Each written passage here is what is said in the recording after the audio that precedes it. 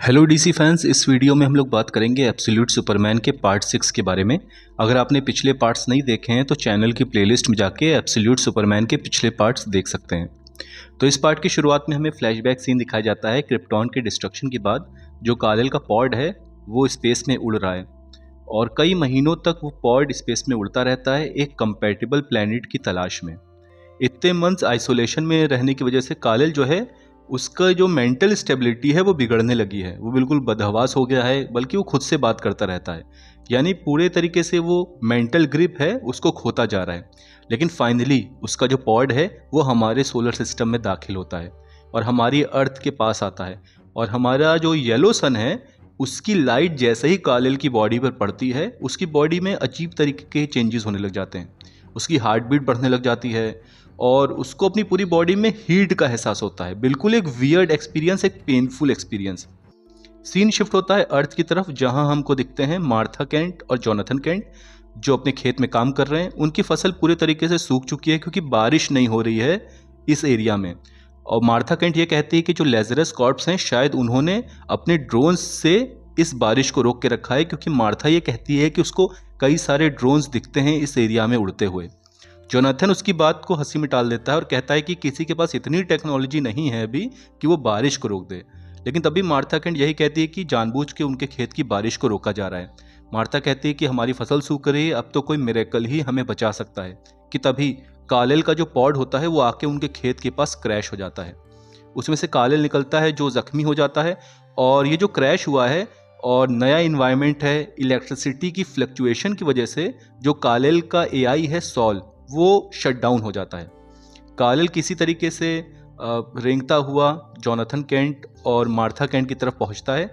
वो Kryptonian language बोल रहा है जिसको जो केंट फैमिली है वो समझ नहीं पा रही है। तो जोनाथन केंट कहता है कि हमको 911 पे कॉल करना चाहिए, लेकिन मार्था कहती है कि नहीं, कॉल मत करो, शायद ये वही मिरेकल है जिसकी हमें तलाश थी। अब वो लोग कालेल को उठा के घर के अंदर ले आते हैं, एक रूम में लेटाल देते हैं।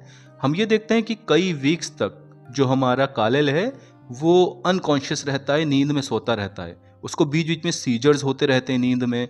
वो अपने आप हवा में उड़ने लग जाता है कभी कभी नींद में। और जब भी एक आध बार उसने आँख खोली भी है तो उसके आँख से लेज़र बीम्स निकलती हैं जो कमरे को डिस्ट्रॉय कर रही हैं। यानी कि धीरे धीरे कालेल की बॉडी में हीट विजन भी डेवलप हो रहा है। जोनाथन केंट अभी भी कालेल को यहाँ रखने के लिए राजी नहीं। वो मार्था से कहता है कि हमें पुलिस को बताना चाहिए, लेकिन मार्था कहती है कि नहीं, ये एक एंजल है जो ऊपर से आया है, हमें नहीं बताना चाहिए किसी को इसके बारे में। फिर फाइनली कई वीक्स के बाद कालेल की आंखें खुलती हैं और वो जो छत होती है उनके घर की उसको तोड़ के अपने आप दौड़ने लग जाता है। कालेल को एहसास भी नहीं होता है कि ही इज़ रनिंग। और वो ये देखता है कि वो इतना तेज़ दौड़ रहा है कि आसपास की चीज़ें ब्लरी हो रही हैं। वो फाइनली एक जगह जाके रुकता है, येलो सन को अपनी बॉडी पे महसूस करता है। उसको महसूस होता है कि he is feeling more powerful than ever.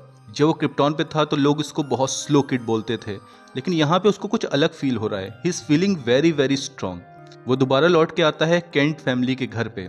अब यहाँ पे हम ये देखते हैं कि धीरे धीरे वक्त गुजरता है और कालेल केंट फैमिली के साथ रहने लग जाता है। वो उनकी लैंग्वेज नहीं समझ पाता है, लेकिन फिर भी वो उनका फार्मिंग वाला काम निपटाता रहता है। जैसे ट्रैक्टर को एक हाथ से ही उठा के वो दूसरी जगह रख देता है।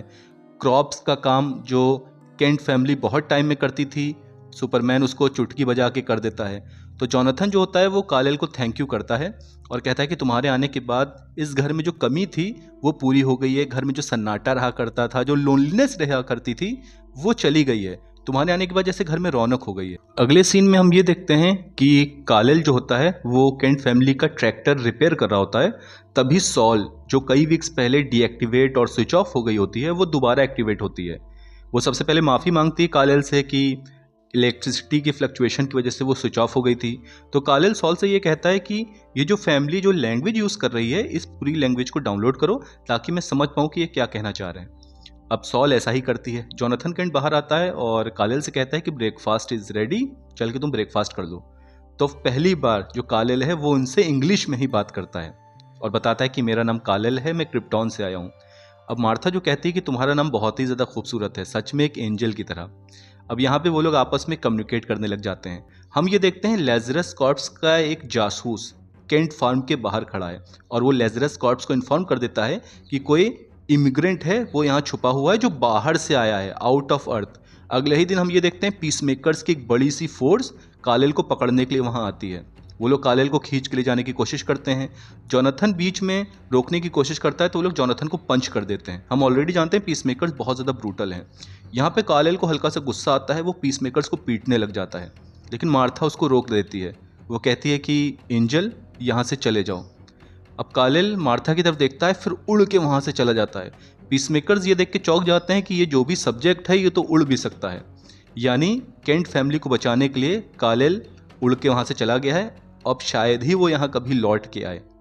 सीन शिफ्ट होता है मॉडर्न डे की तरफ। स्मॉलविल का एक ओल्ड एज होम है जहाँ पे मार्था केंट एडमिट है और वो हमेशा अपनी नींद में एंजल एंजल कहती रहती है, यानी वो कालेल को याद करती रहती है।